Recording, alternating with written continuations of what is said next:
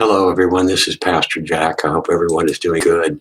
I know we're living in troubled times right now, and we just don't have a lot of uncertainty in this world with the war in Ukraine and also the troubles of inflation and the price of gas and health insurance. There's just so much going on in the world. We really don't know what to expect. But for us as believers, the world is watching us to see how we react to these troubled times. Do we have peace? Do we have calm? Is there a rest assurance that we know that the sovereignty of God, that He is still in control, and nothing is outside of His will? Whatever things happen, work out for our best, and God will use evil for good. And knowing the Ukraine, a couple of people, pastors I contacted, one I can't now, I don't know what's happened to them, but they are resting in the sovereignty of God, and they say there's revival in their nation. They're downloading Bibles from the internet, record numbers. People are coming to faith through these troubled times. So the greatest thing that comes out of this is many are coming to saving faith in Jesus Christ. So right now we're seeing storms of unprecedented natures and like the inflation that's going to kick in. It's going to affect families. It's going to hurt families.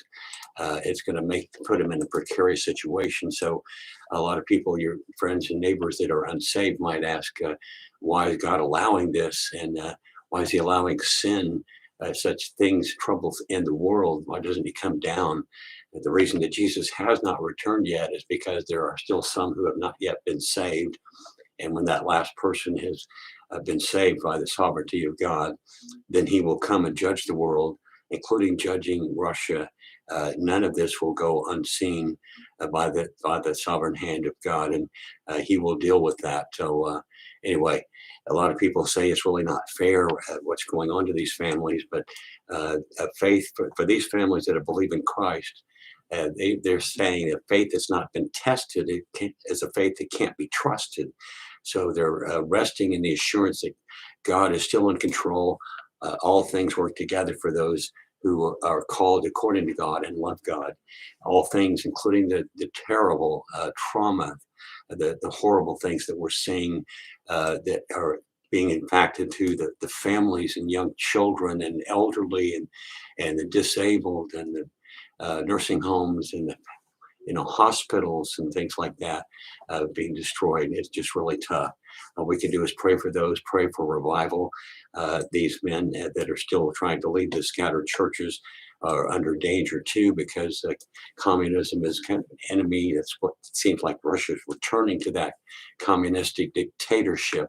So just pray, and also let your unsaved friends and neighbors and family know that you're trusting in God. You know He's got this. He was in the same place when His Son died on the cross, and He was everything under His control. So rest in Him.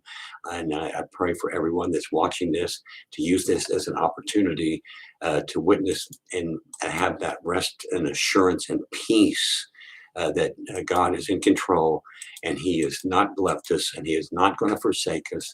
He will judge the nations, but His time is coming. We can trust in Him. And thank you all. God bless you richly. Thank you for listening.